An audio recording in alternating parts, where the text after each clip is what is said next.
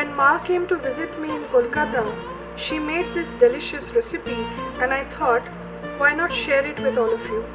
Aam Makha. It brings all the childhood memories back alive, and I hope it makes you feel nostalgic too.